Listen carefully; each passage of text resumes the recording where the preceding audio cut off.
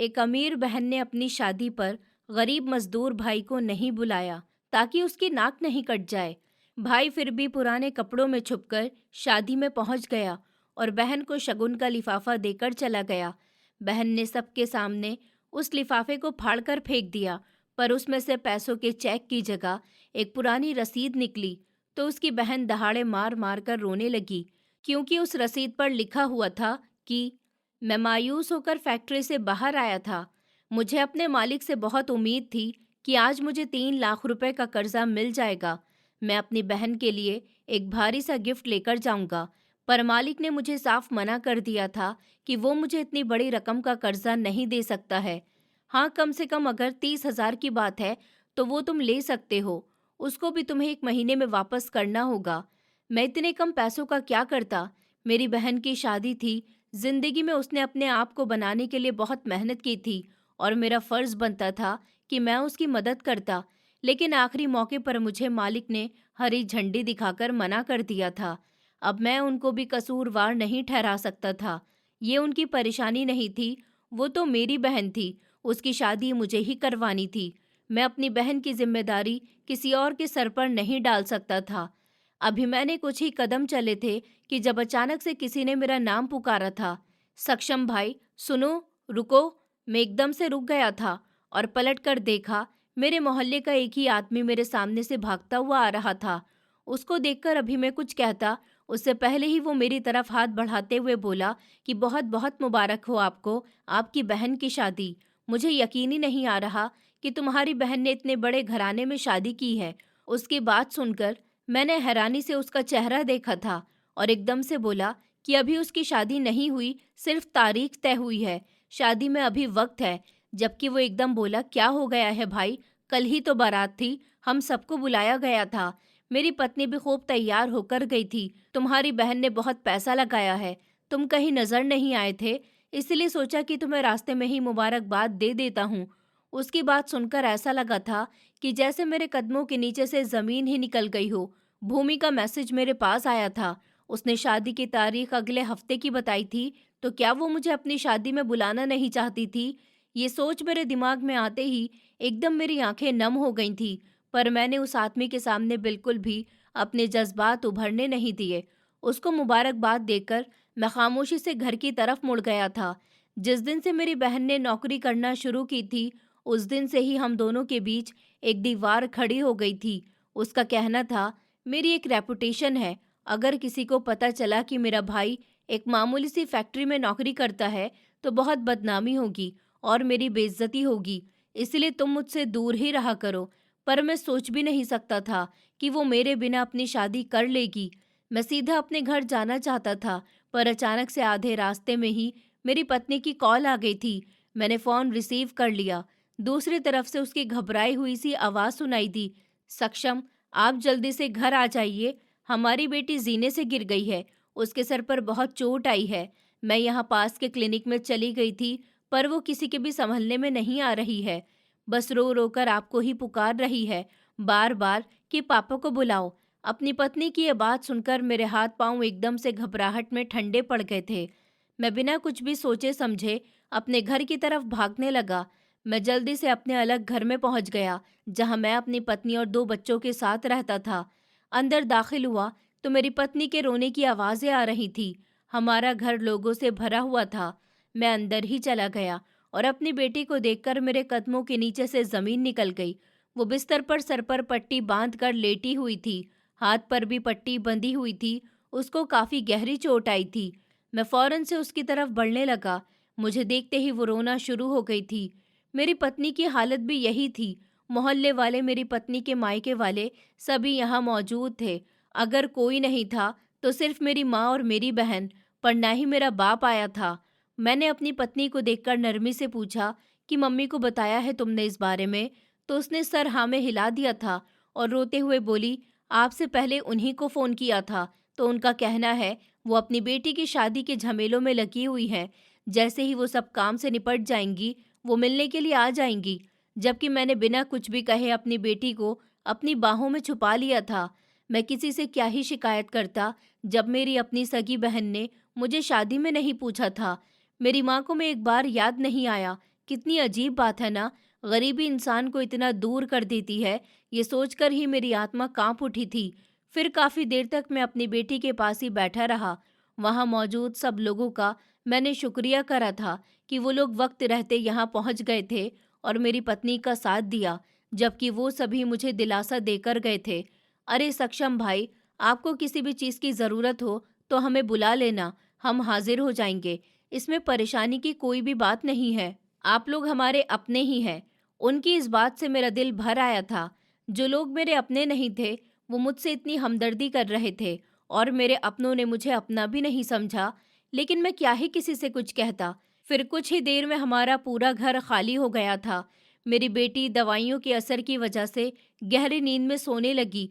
फिर मैंने ऊपर वाले का बहुत शुक्र किया था।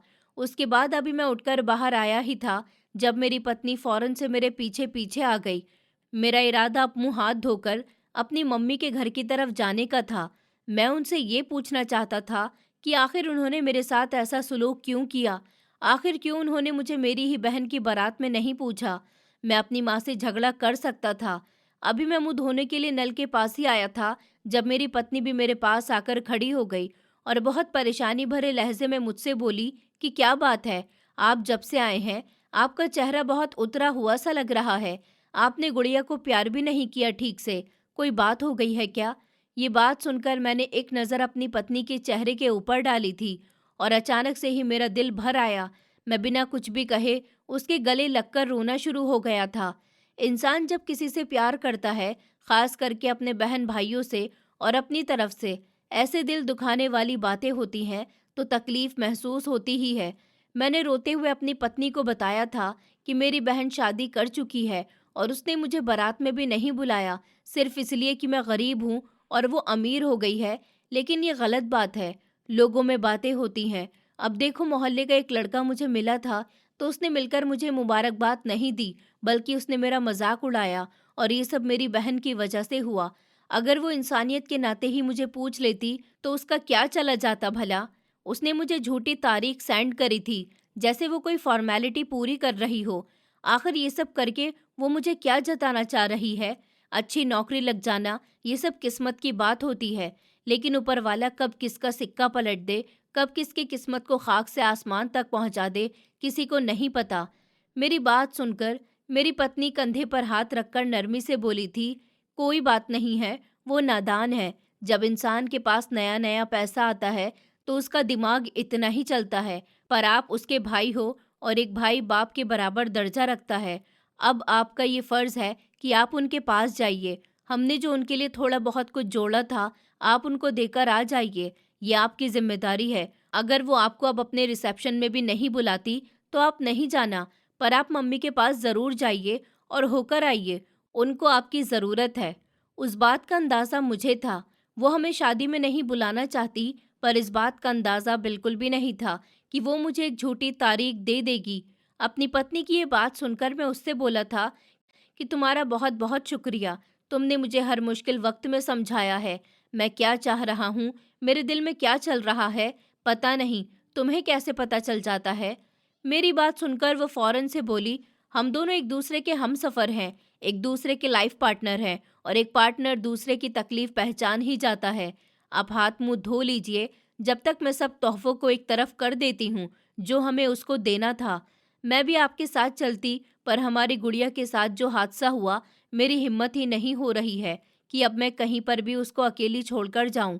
अपनी पत्नी की बात सुनकर मैंने खामोशी से मुंह हाथ धो लिया था और कमरे में आ गया था। मेरी पत्नी ने बहुत मुश्किल से पैसे जमा करके मेरी बहन के लिए 4 जोड़ी कपड़े और एक हॉटपॉट का सेट और कुछ बर्तन भी थे जो उसने खरीदे थे। फिर मैं वो सामान लेकर अपनी बाइक पर बैठ गया था। मम्मी का घर मेरे घर से थोड़ा दूर ही था। मैं कच्ची बस्ती में रहता था और मम्मी और बहन ऊंचे इलाके में रहते थे। गाड़ी पर बैठकर मैं सीधा उनके घर की तरफ चल दिया। बार बार मेरी आंखें धुंधला रही थी, पर मैं खुद को संभाल रहा था कि ये दुनिया का दस्तूर है। अक्सर हालात में हमें ऐसी तकलीफ़ें भी बर्दाश्त करनी ही पड़ती हैं। थोड़ी देर के बाद मैं उस इलाके में दाखिल हो गया था। वहाँ का वॉचमैन मुझे जानता था, वरना बाइक वाले इतनी आसानी से अंदर नहीं जाते थे। उसने मुझे अंदर जाने दिया। मैंने गाड़ी सीधा जाकर अपनी बहन और माँ के बंगले के सामने रोक दी थी। गाड़ी को बाहर ही खड़ा करके मैं सामान लिए अंदर चला गया था। ये 4 जोड़ी कपड़े और हॉटपॉट का सेट और कुछ बर्तन मुझे मामूली से लग रहे थे। मुझे यकीन था मम्मी ये कपड़े और ये सेट और ये बर्तन कभी भी उस तक नहीं पहुंचाएंगी। मैं अंदर दाखिल हो गया तो लम्हे भर के लिए मेरी आंखें फटी की फटी रह गईं। इतने आलीशान तरीके से घर को सजाया गया था कि पल भर के लिए मेरा दिल और ज्यादा उदास हो गया था।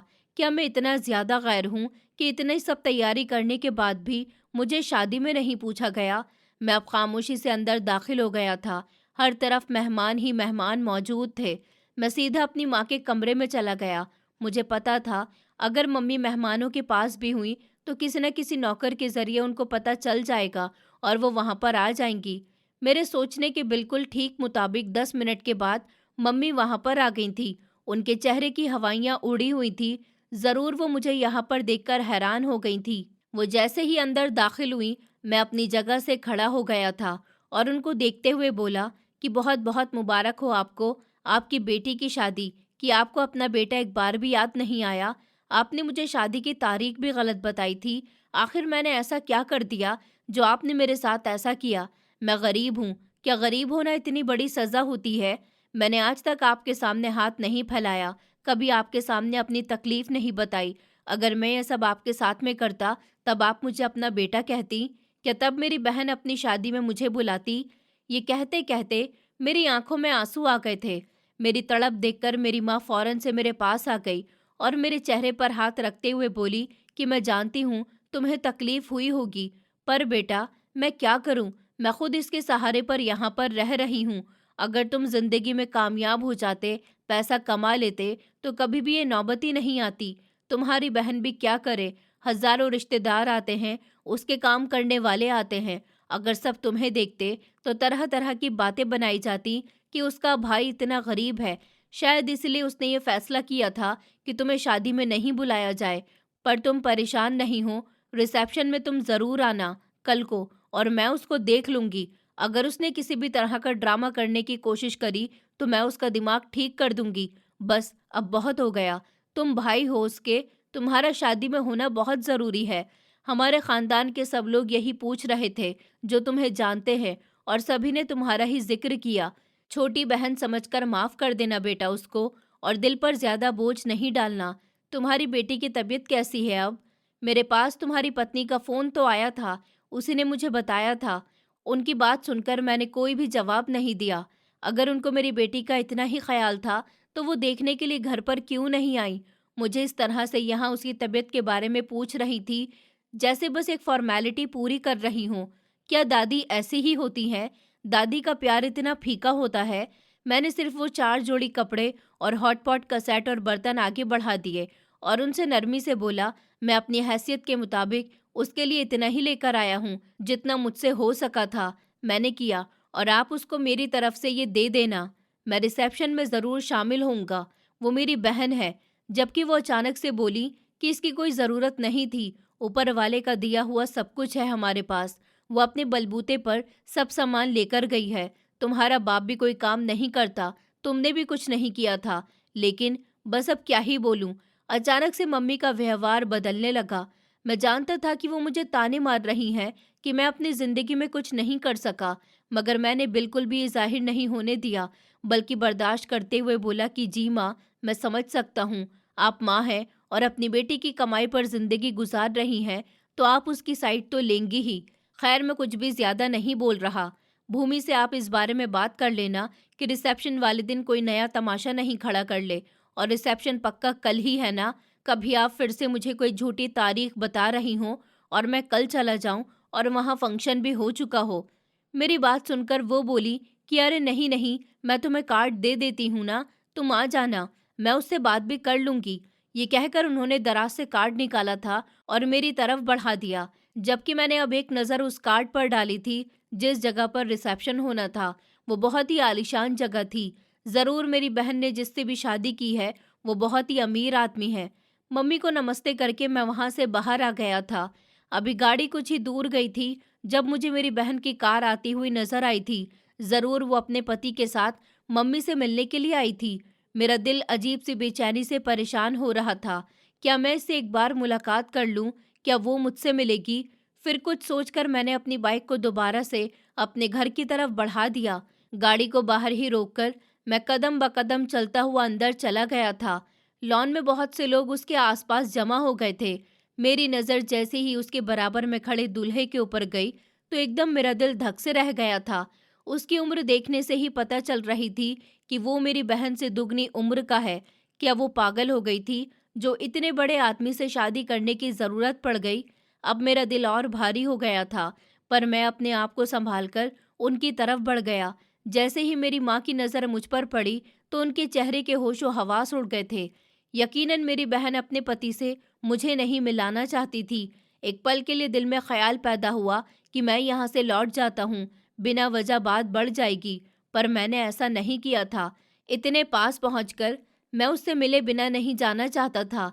यानी कि मैंने गहरी सांस ली थी और उसको पुकारा था, भूमि, तुम अपने भाई से नहीं मिलोगी क्या?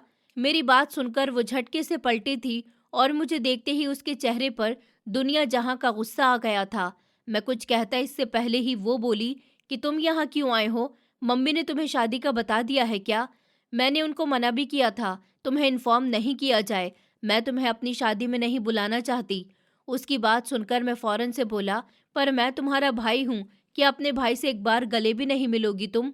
अपनी जिंदगी का तुमने इतना बड़ा फैसला कर लिया, क्या मुझे एक बार मुबारकबाद भी नहीं देने दोगी? हाँ, मैं मानता हूँ मैं तुम्हारे लिए कुछ भी नहीं कर पाया, पर मैं तुमसे बहुत ज्यादा प्यार करता हूँ, तुम्हारे लिए जान भी दे सकता हूँ। मेरी बात सुनकर वो बोली, न तुम मेरे लिए जान दे सकते हो और न तुम मेरे लिए कुछ कर सकते हो। तुम सिर्फ और सिर्फ सबके सामने मेरा मजाक बनवा सकते हो। अब जाओ यहाँ से, मिल लिया ना, देख लिया ना मुझे, मिल गई तुम्हें खुशी? अब निकलो यहाँ से, ये मेरा घर है, तुम्हारे बाप या तुम्हारी माँ का नहीं है। मेरा दिल उस वक्त ऐसा लगता था जैसे कहीं अंदर ही डूब गया हो। मैं बेयकीनी नज़रों से अपनी बहन को देख रहा था, जिस बहन को मैंने अपने हाथों से चलना सिखाया था, जिसको अपने हाथों से खाना खिलाया था।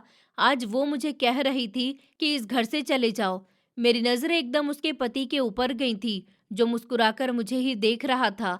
न जाने क्यों एक पल के लिए मुझे ऐसा महसूस हुआ था कि उस आदमी को कहीं तो देखा है, मगर मैं बिना कुछ भी कहे घर से बाहर आ गया था।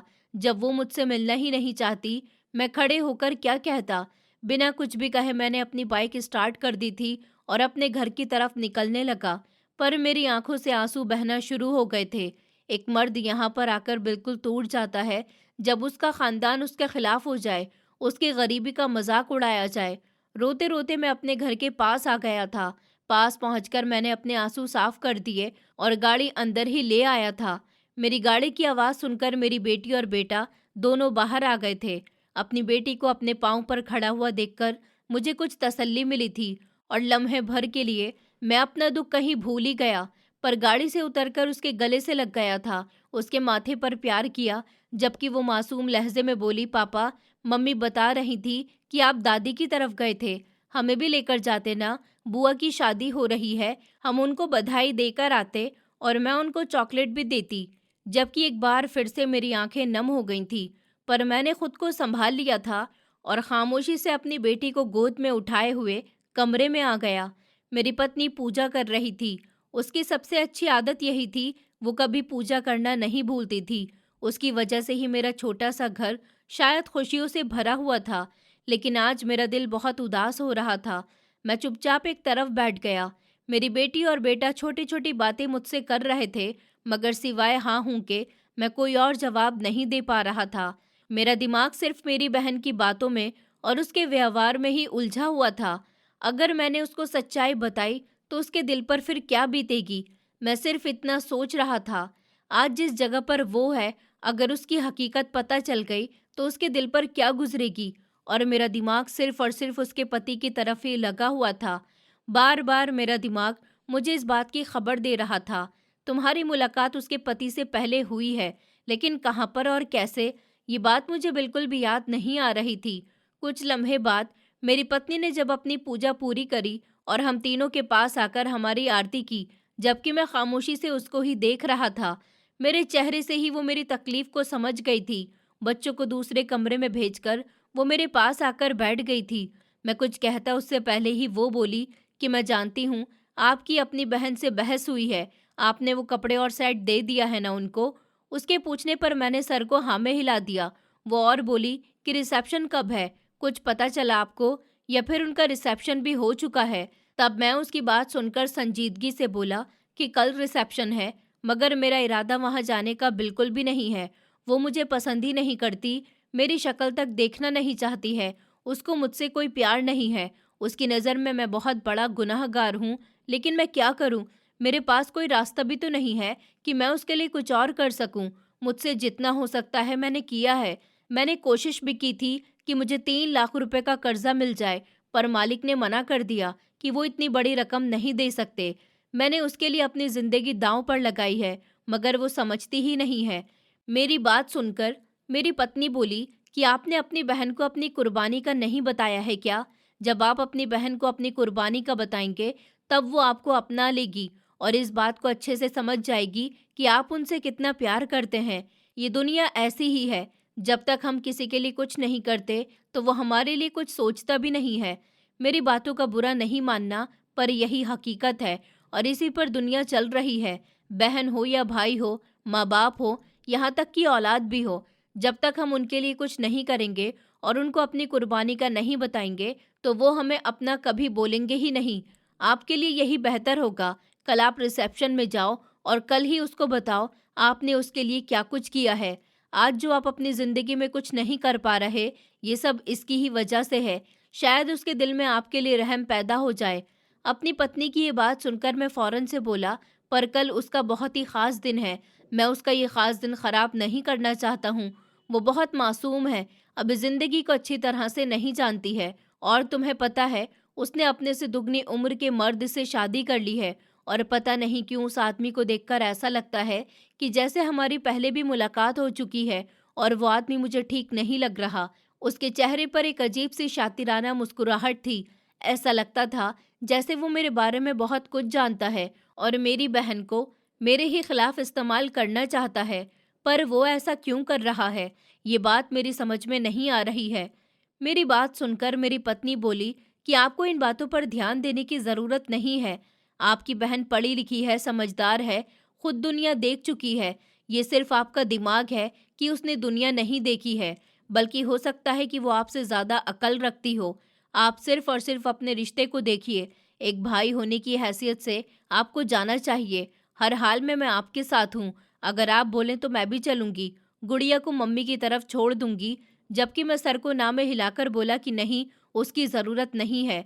कल मैं जाऊँगा और तुम बिल्कुल ठीक बोल रही हो। मैं अपनी कुर्बानी के बारे में भी उसको ज़रूर बताऊँगा कि मैंने उसके लिए कितनी बड़ी कुर्बानी दी थी, अपनी पूरी ज़िंदगी दाँव पर लगाई थी। उसको भी तो पता चले कि मैं उसके लिए कितना कुछ कर चुका हूँ।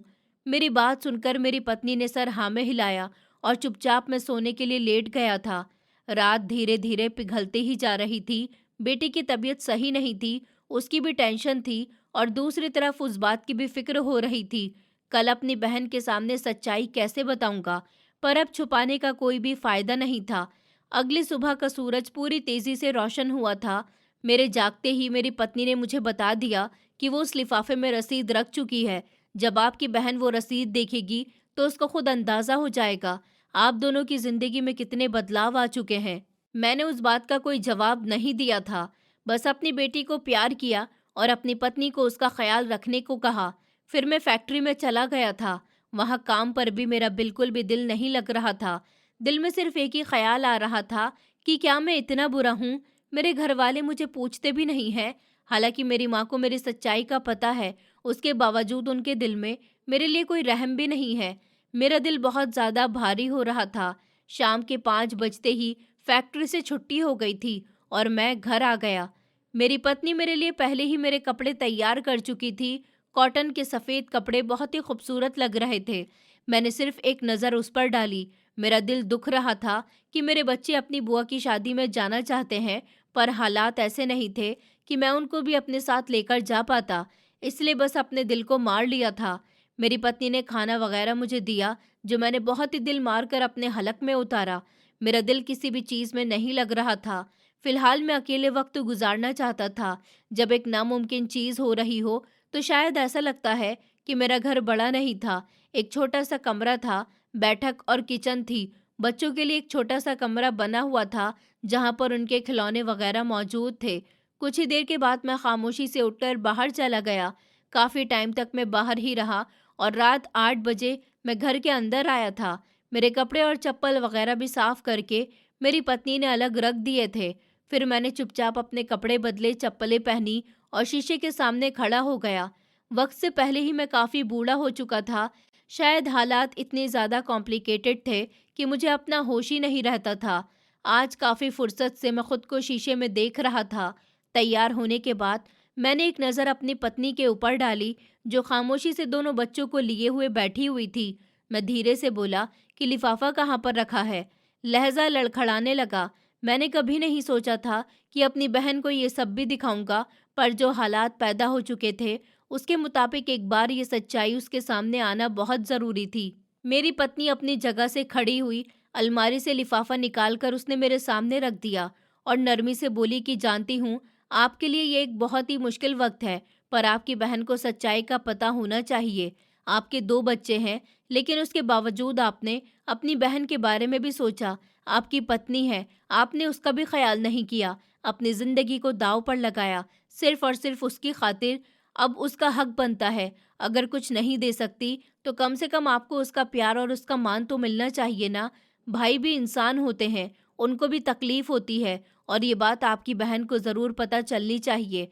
अपनी पत्नी की बात सुनकर मैंने उसको गले से लगा लिया था और उसको ख्याल रखने का बोलकर घर से निकल गया। मुझे नहीं पता था कि मेरी बहन आज मेरे साथ कैसा व्यवहार रखने वाली है।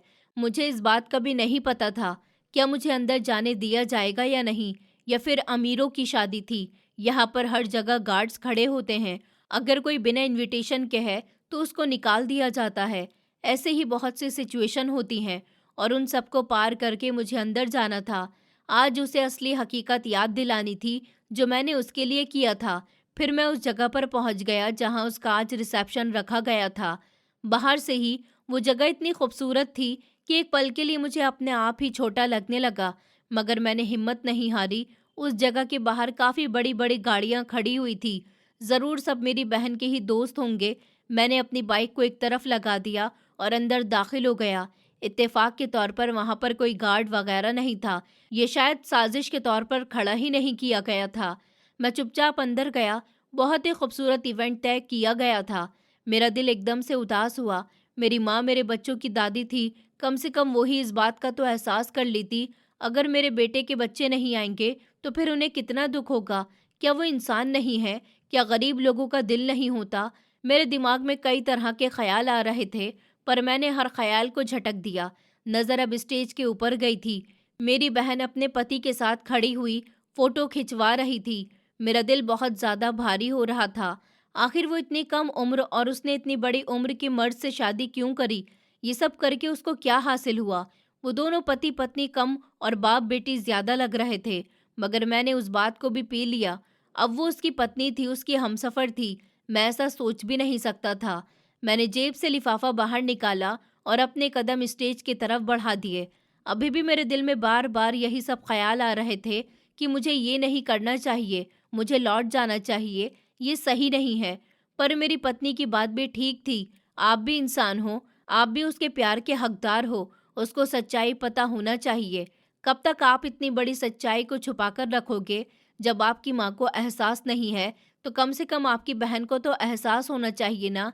आपने कोई छोटी कुर्बानी नहीं दी है। मैंने अपने दिल को समझा लिया और स्टेज के पास आ गया था। वो फ़ोटो खिंचवाने में लगी हुई थी, इसलिए उसकी नज़र मेरे ऊपर नहीं गई।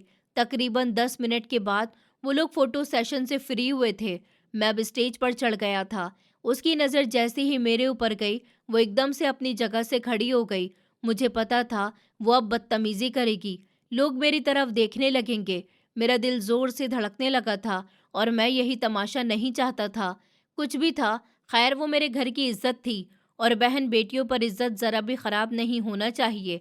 मेरी बहन पास आते ही गुस्से से बोली कि यहाँ पर क्यों आए हो? मैंने तुम्हें अपनी शादी में इनवाइट ही नहीं किया। फिर क्या देखने के लिए आए हो तुम? तुम जैसे लोग मेरे सामने खड़े होने की हैसियत भी नहीं रखते हो। जाओ यहाँ से। जबकि मैं उसको देखते हुए बोला, मैं यहाँ पर सिर्फ तुम्हें आशीर्वाद और ये लिफाफा देने के लिए आया हूँ। जानता हूँ कि तुम्हारे सामने खड़े होने की मेरी औकात नहीं है, लेकिन आज तुम्हें हकीकत पता चल जाएगी, इसी में भलाई है। मेरी बात सुनकर वो एकदम से भड़क उठी। मुझे किसी भी तरह की भलाई नहीं चाहिए, बस बहुत हो गया। जाओ यहाँ से, मेरा फंक्शन खराब मत करो, लोग तुम्हें देख रहे हैं। मैं उसको देखते हुए बोला कि आज सच्चाई तुम्हें पता चल के ही रहेगी। तुम मुझे आज जितना भी धुतकार दो, मैं तुम्हारे सामने खड़े होकर सच्चाई ज़रूर बताऊंगा। माँ एक जालिम औरत है और औलाद को दूर कर रही है, सिर्फ पैसे की वजह से। आज मैं उनकी औलाद को हर हकीकत से जाहिर करूंगा। जो दूरियां हम दोनों में पैदा हुई हैं, वो सब खत्म हो जाएंगी। ये सब मेरी तरफ से तुम्हारे लिए बेहतर होगा। इसको घर जाकर खोलना। ये कहते ही मैंने लिफाफा उसकी तरफ बढ़ा दिया, जब अचानक से वो झपटने वाले अंदाज में लिफाफा छीनते हुए बोली कि नहीं, मैं अभी के अभी देखूंगी कि तुम क्या दे सकते हो। ज्यादा से ज्यादा 1000 रुपए दिए होंगे, तुम्हारी यही औकात है। ये कहकर उसने लिफाफा फाड़ दिया। अंदर से वो रसीद बाहर आई थी, जिसकी उम्मीद शायद उसने कभी की नहीं थी। अगला पल पूरे हॉल में मौजूद लोगों के लिए हैरान कर देने वाला था। वो दुल्हन बनी हुई जमीन पर घुटनों के बल गिर गई। आंखों में आंसू ही आंसू थे, जबकि मैं अब 2 कदम पीछे हो गया था। उसके पति ने फौरन से उसको संभाला, पर वो अचानक ही मेरी तरफ देखते हुए बोली कि ये सब हकीकत नहीं है, या फिर कोई जाल है। झूठ नहीं बोलना, तुम्हें पापा की कसम। तो मैंने सर को नामे हिलाया और उसको देखते हुए बोला कि तुम इन रसीदों को गौर से देख लो। तुम्हें सच्चाई का पता चल जाएगा कि कौन सच बोल रहा है और कौन झूठ।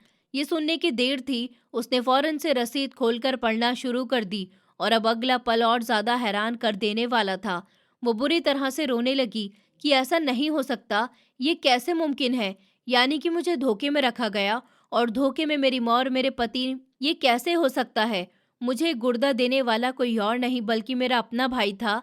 फिर इन दोनों ने मुझसे झूठ क्यों बोला? ए ऊपर वाले, ये सब क्या है? ये कहते ही वो एक बार फिर से फूट फूट कर रोने लगी। मैं उसके पास ही बैठ गया और उसका हाथ पकड़कर बोला कि क्या कहना चाहती हो? वो बोली, जब मैंने अपनी तकलीफ के वक्त तुम्हारे बारे में पूछा था, तो मम्मी ने मुझे यही बोला था कि तुम आए ही नहीं हो, तुम्हें इन मामलों में दखल नहीं देना है। यही वजह है कि मैं तुमसे नफरत करने लगी थी। पर मुझे क्या पता था तुम दूसरे ही कमरे में मेरी खातिर लेटे हुए हो। तुमने मुझे अपना गुर्दा क्यों दिया? तुम्हारी अपनी जिंदगी है, तुम्हारी पत्नी है, तुम्हारे 2 बच्चे भी हैं। तुमने ऐसा कदम क्यों उठाया? अपनी बहन की बात सुनकर मैं बोला कि तुम्हारे 2 गोलियां लग गई थी, दोनों गुर्दे खराब हो गए थे। डॉक्टर का कहना था अगर वक्त रहते तुम्हें गुर्दा नहीं दिया गया तो तुम मौत के मुंह में जा सकती थी। मैंने हमेशा तुम्हें अपनी बहन नहीं बल्कि अपनी बेटी समझा। यही वजह थी कि सबसे पहले मैंने डोनर तलाश करने की कोशिश करी थी, पर कहीं से भी गुर्दे का बंदोबस्त ही नहीं हो पाया। यही वजह थी, जब डोनर नहीं मिला तो मैंने अपने गुर्दे का टेस्ट दिया और ऊपर वाले की करनी ऐसी हुई कि मेरा गुर्दा तुमसे मैच हो गया और मैंने फौरन से हामी भर ली। मेरी पत्नी ने उस वक्त मुझे बिल्कुल भी नहीं रोका था, बल्कि उसने मेरा हौसला बढ़ाया था कि बहनों के काम भाई ही आते हैं। ये सब बताने का मकसद तुम पर एहसान जताना नहीं है। सिर्फ मैं इतना चाहता हूँ कि तुम मुझे अपना भाई और मेरे बच्चों को अपना भतीजी भतीजा समझो। उनको गले से लगाओ, उनको अपना प्यार दो। वो तुम्हारे प्यार को तरस गए हैं। वो अपनी पुरानी बुआ को याद करते हैं और मैं भी अपनी बहन को बहुत ज़्यादा याद करता हूँ। ऊपर वाले के लिए सब कुछ खत्म कर दो। मेरी बात सुनकर वो अपनी जगह से खड़ी हो गई और बिना समझने का मौका दिए उसने अपने पति के मुंह पर एक जोरदार थप्पड़ मार दिया। जबकि मैं हैरत से अपनी बहन की शक्ल देखने लगा था कि ये सब क्या कर रही है, वो गुस्से से चिल्लाकर बोली कि मुझे तलाक दे दो, अभी के अभी। तुम क्या समझते हो कि मैं तुम्हारी हकीकत जान नहीं पाऊंगी? तुम मुझे ये बोलते रहे कि मुझ पर गोली चलाने वाला मेरा अपना भाई है और मुझे गुर्दा तुमने दिया है। फिर ये सब क्या है? मेरे साथ तुमने मजाक किया। मैं तुम्हें जिंदा नहीं छोड़ूंगी। जबकि मैं हैरत से उस आदमी को देखने लगा। वो फौरन से मेरी माँ की तरफ इशारा करते हुए बोला कि ये सब करने के लिए मुझे तुम्हारी माँ ने नहीं बोला था। मैं तुम्हें बहुत पसंद करता हूँ, इतना कि तुम्हें हासिल करने के लिए कुछ भी कर सकता था। इसलिए मैंने तुम्हारी माँ के बताए हुए हर फैसले को माना था। तुम्हारी माँ ने मुझसे बोला कि तुम्हारे लिए मैं कोई कुर्बानी दूं, पर मुझे कुछ समझ नहीं आ रहा था। मेरा इरादा तुम्हें जख्मी करने का था और फिर तुम्हारा ख्याल करने का, पर शूटर ने जल्दबाजी की और तुम्हारे दोनों गुर्दे ही खराब हो गए। मैं तुम्हें अपना गुर्दा कैसे दे देता? मेरा और तुम्हारा गुर्दा मैच ही नहीं हो सकता था। जब ये बात तुम्हारी माँ को पता चली तो उन्होंने तुम्हारे भाई के सामने रोना धोना शुरू कर दिया और उसका गुर्दा तुम्हें दे दिया और मुझे यही समझाया गया कि तुम्हारे सामने मैं यही दिखावा करूं कि मैंने तुम्हें गुर्दा दिया है। दरअसल तुम्हारी माँ तुम्हारे लिए एक अमीर आदमी ही चाहती थी, उसमें कोई शर्मिंदगी की बात नहीं है। हर माँ यही चाहती है, माँ का यही सपना होता है कि उसकी बेटी अच्छे घर में शादी करके जाए। बस मैं थोड़ा खुदगर्ज हो गया था, पर मैं तुमसे माफ़ी मांगता हूँ, मुझे माफ़ कर दो। उस आदमी की बात सुनकर मुझे अब याद आया था कि जब मुझे बेहोश किया जा रहा था, मैंने आखिरी चेहरा उसी का ही देखा था। यानी कि ये आदमी शुरू दिन से ही मेरी बहन के साथ था और मुझे पता ही नहीं चला। मेरी बहन ने मुझसे हाथ जोड़कर माफ़ी मांगी। सबकी आंखें रोनिहार हो गईं, जबकि मैंने बिना कुछ भी कहे उसको अपने गले से लगा लिया। मेरी बहन ने उस आदमी के ऊपर केस कर दिया। ऊपर वाले का दिया हुआ उसके पास भी बहुत कुछ था। उसको किसी अमीर मर्द की ज़रूरत नहीं थी। वो अपने बलबूते पर बहुत कुछ कर सकती थी। उसने फ़ौरन से डाइवोर्स के पेपर्स तैयार करवाए और उस इंसान से अलग हो गई। ऐसे इंसान के साथ रहकर वो क्या ही करती। मेरी माँ भी हम दोनों बहन भाइयों के सामने बहुत शर्मिंदा हुई थी। मैंने उनसे कुछ भी नहीं बोला। मैं भला क्या बोलता, मेरे पास किसी का प्यार ही कहाँ था। पर मेरी बहन ने मम्मी को बहुत सुनाया।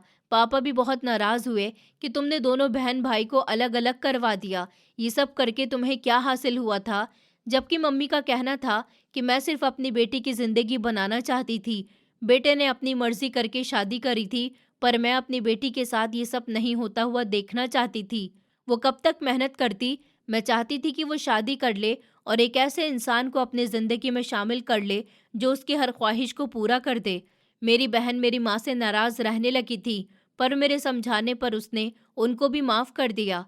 अब ऊपर वाले ने उसकी ज़िंदगी में एक बेहतरीन हमसफ़र को भेजा है, युवान।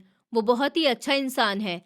मेरी बहन की उम्र से 4 साल बड़ा है। दोनों के बीच बहुत अच्छी बॉन्डिंग है। ये देखकर मैं बहुत खुश हूँ कि मेरी बहन अब अपनी ज़िंदगी में एक अच्छे हमसफ़र को शामिल कर चुकी है। उसने मुझे भी एक छोटा-सा कारोबार करवाया।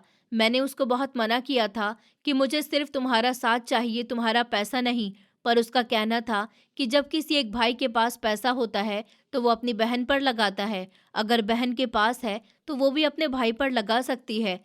तुम मेरा इतना साथ दे सकते हो, तो क्या मैं तुम्हारा साथ नहीं दे सकती हूँ? तुमने मेरी खातिर अपनी जान की भी परवाह नहीं करी, तो क्या मैं तुम्हें सिर्फ़ एक कारोबार नहीं करवा सकती? हम दोनों बहन-भाई बहुत खुश हैं। मैं ऊपर वाले का जितना भी शुक्र करूँ ना, तो वो कम ही कम है। ऊपर वाले ने मुझे बहुत ही अच्छी औरत पत्नी के रूप में दे दी, जो मेरे हर दर्द को समझती है, मेरी हर तकलीफ़ को समझती है। ऊपर वाले का जितना शुक्र करो, कम ही कम है। आप सब सुनने वालों को मैं यही कहना चाहूँगा कि जब भी अपने लाइफ पार्टनर को समझने की बात आए, तो उसके दिल की बात समझना, जो वो कह रहा है। मर्द को कोई भी हो, वो अपने परिवार को नहीं छोड़ सकता। वो अपने परिवार से बहुत प्यार करता है और यही बात एक मर्द के लिए भी है कि एक औरत के साथ कभी भी जुल्म नहीं करना चाहिए। उसके जज़्बात को भी समझना चाहिए कि वो अपने परिवार से कितना प्यार करती है और कभी भी किसी की बातों में नहीं आना चाहिए जब तक सबूत हाथ में ना हो, वरना ये दुनिया आपको बेच खाएगी। उस दिन के बाद सब कुछ एक झटके में तो ठीक नहीं हुआ था। सच्चाई सामने आ जाने से रिश्ते बच तो जाते हैं, लेकिन उनमें आई दरारें भरने में ज़रा वक्त लगता है। मेरी बहन कुछ दिनों तक बिल्कुल खामोश रहने लगी थी। बाहर से वो मजबूत दिखती थी, लेकिन मैं जानता था उसके अंदर बहुत कुछ टूट चुका था। जिस आदमी को वो अपना हमसफ़र समझ बैठी थी, वही उसकी ज़िंदगी की सबसे बड़ी साजिश का हिस्सा निकला और जिस माँ पर उसने आंखें बंद करके भरोसा किया था, वही उसकी ज़िंदगी का फैसला पैसों के तराजू में तोल रही थी। एक शाम वो खुद मेरे छोटे से घर पर आई। मेरी बेटी दरवाज़ा खोलते ही खुशी से चिल्लाई, "बुआ आ गईं।" उसकी आवाज़ सुनकर मेरा दिल भर आया। इतने सालों में पहली बार मेरे घर में रिश्ते की खुशबू आई थी। मेरी बहन ने घर के अंदर कदम रखा। चारों तरफ छोटा सा कमरा, कोने में रसोई, दीवार पर टंगी पुरानी घड़ी, बच्चों के खिलौनों का छोटा सा कोना। वो सब देखती रही। उसकी आंखों में आंसू थे, लेकिन इस बार शर्म के नहीं, एहसास के थे। फिर वो धीमे से बोली, "भैया, आपने कभी मुझे अपनी हालत क्यों नहीं दिखाई?" मैंने शांति से जवाब दिया, "क्योंकि भाई अपनी तकलीफ बहन के सामने नहीं रखता। वो उसे हमेशा खुश देखना चाहता है।" उसने मेरी पत्नी का हाथ पकड़ा और कहा कि भाभी, आपने बहुत बड़ा दिल दिखाया। अगर आप उस वक्त सक्षम का साथ ना देती, तो मैं आज जिंदा नहीं होती। मेरी पत्नी ने बस मुस्कुराकर कहा कि रिश्ते निभाने के लिए कुर्बानी करनी पड़ती है और बहन के लिए भाई खड़ा ना हो तो फिर कौन होगा। उस दिन हम तीनों देर रात तक बैठे रहे। पहली बार सब कुछ खुलकर बोला गया, न कोई शिकायत, न कोई झूठ, न कोई दिखावा। लेकिन जिंदगी सिर्फ भावनाओं से नहीं चलती, असली इम्तिहान अभी बाकी थी। कुछ महीनों बाद मेरे कारोबार में अचानक गिरावट आने लगी। जिस सप्लायर से मैं माल लेता था, उसने अचानक दाम बढ़ा दिए। बाजार में कंपटीशन भी बढ़ गई थी। कई रातें ऐसी बीती जब मैं चुपचाप बैठा हिसाब लगाता रहता था और समझ नहीं आता था कि आगे कैसे बढ़ूं। मैंने बहन से इस बारे में कुछ नहीं कहा। मैं नहीं चाहता था कि उसे लगे कि वो जो मदद कर रही है वो कम है। मैं खुद अपने पैरों पर खड़ा होना चाहता था, लेकिन बहन को शायद मेरी चुप्पी पड़ना आ गया था। एक दिन वो अचानक अपने पति युवान के साथ आई। युवान ने कहा, सक्षम भाई, कारोबार में उतार चढ़ाव आते रहते हैं। आपने अपनी जिंदगी का सबसे बड़ा फैसला बिना डरे लिया, तो छोटे छोटे जोखिम से क्यों डरते हैं? उसने मुझे नए तरीके से कारोबार चलाने का सुझाव दिया। ऑनलाइन ऑर्डर, होम डिलीवरी और छोटे नंबर पर ऐड। शुरुआत में मुझे समझ नहीं आया, लेकिन उन्होंने हौसले से हर बात समझाई। धीरे धीरे काम में सुधार आने लगा, ऑर्डर बढ़ने लगे, मेरा कॉन्फिडेंस भी लौट आया। उधर माँ पहले जैसी नहीं रही, वो अक्सर अकेली बैठी रहती। एक दिन मैं खुद उनके पास गया। मैंने कहा, माँ, अगर आप सच में पछता रही हैं तो हमें अलग मत होने दीजिए। घर टूटता है तो सबसे ज्यादा दर्द माँ को ही होता है। माँ रो पड़ी। उन्होंने पहली बार कहा कि मैंने बेटी की खुशी के लिए गलत रास्ता चुना।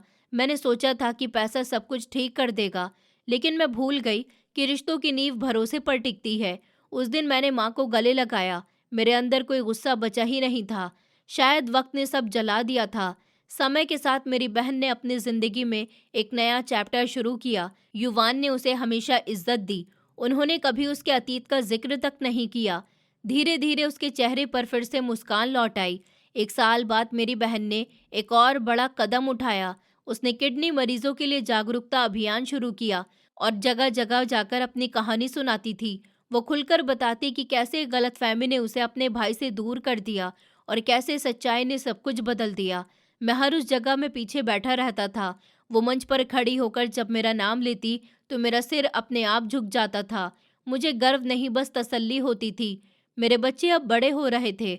एक दिन मेरा बेटा मेरे पास आया और बोला, पापा, लोग कहते हैं आप हीरो हो, क्या सच में?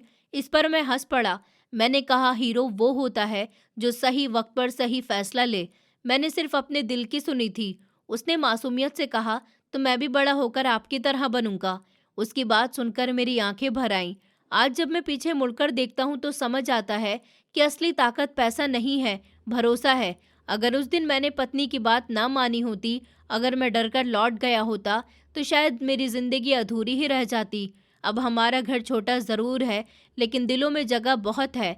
माँ का पछतावा, बहन की इज्जत, पत्नी का साथ और बच्चों की हंसी, यही मेरी असली दौलत है।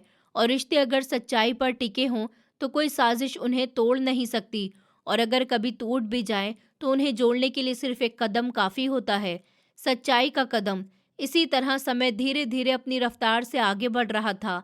बाहर से सब कुछ संभलता हुआ दिख रहा था, लेकिन अंदर कई परतें अभी भी खुलनी बाकी थी। जिंदगी कभी एक सीधी लकीर की तरह नहीं होती, उसमें मोड़ भी आते हैं, और ऐसे मोड़ आते हैं जो इंसान को फिर से परखते हैं। मेरे कारोबार को अब 2 साल हो चुके थे। काम पहले से बेहतर चल रहा था। मैंने एक छोटा सा गोदाम किराए पर ले लिया था। 2 लड़के काम पर रखे थे। पहली बार मुझे लगा कि मैं सच में अपने पैरों पर खड़ा हूँ, लेकिन शायद ऊपर वाला चाहता था कि मैं अभी और मजबूत बनूं। एक दिन अचानक से टैक्स विभाग का नोटिस आ गया। मुझे समझ नहीं आया कि गलती कहाँ हुई है। मेरे सारे कागज साफ थे, फिर भी जांच की बात लिखी हुई थी। मेरे हाथ कांप गए। अगर कारोबार बंद हो जाता तो घर फिर उसी हाल में पहुंच जाता जहां से मैंने शुरू किया था। मैंने रात भर फाइलें देखी और पत्नी चुपचाप मेरे पास बैठी रही।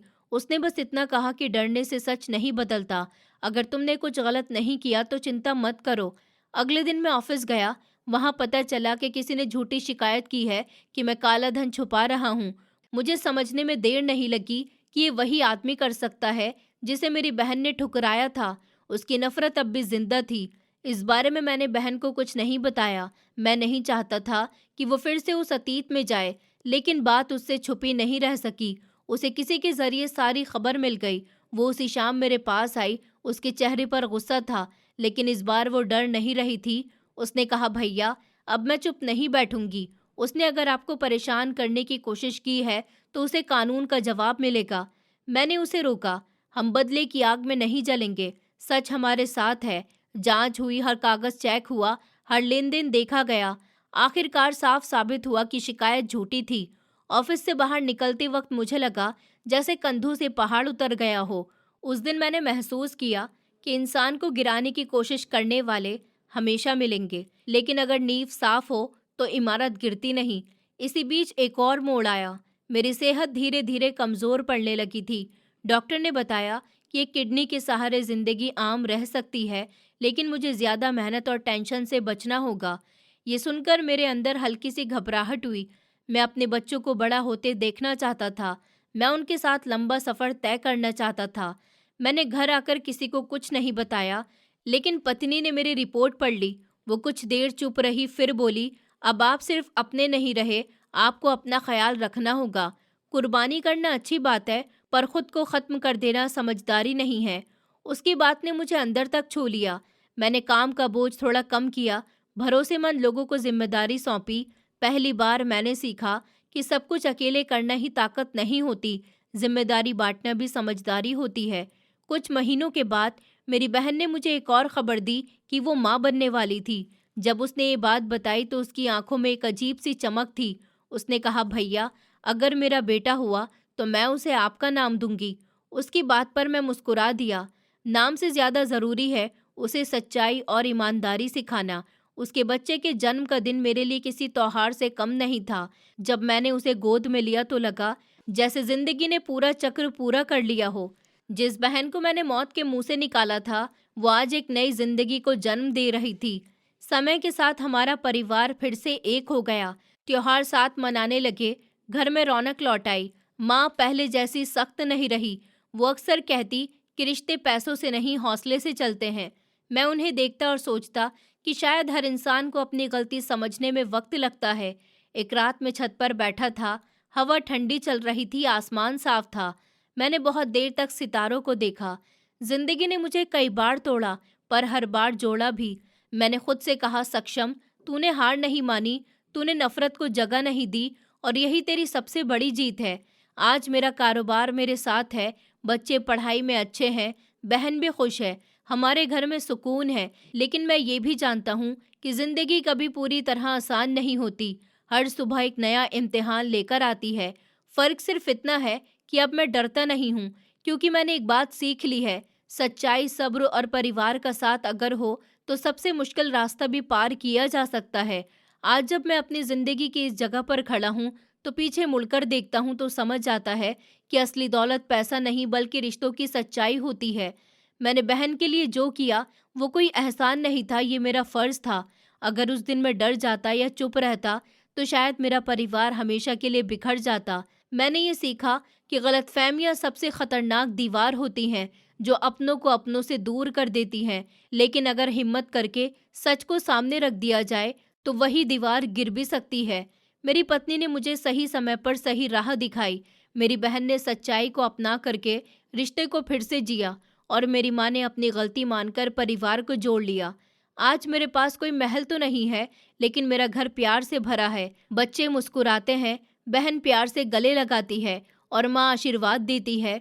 यही मेरी असली जीत है, और मुझे गर्व है कि मैंने रिश्तों को टूटने नहीं दिया। दोस्तों, उम्मीद करती हूँ आपको हमारी कहानी पसंद आई होगी। कहानी पसंद आई है तो वीडियो को लाइक करें, चैनल पर नए हैं तो चैनल को सब्सक्राइब करें, और हाँ, नोटिफिकेशन बेल को ज़रूर दबाएं ताकि अगली अपडेट सबसे पहले आपको मिले।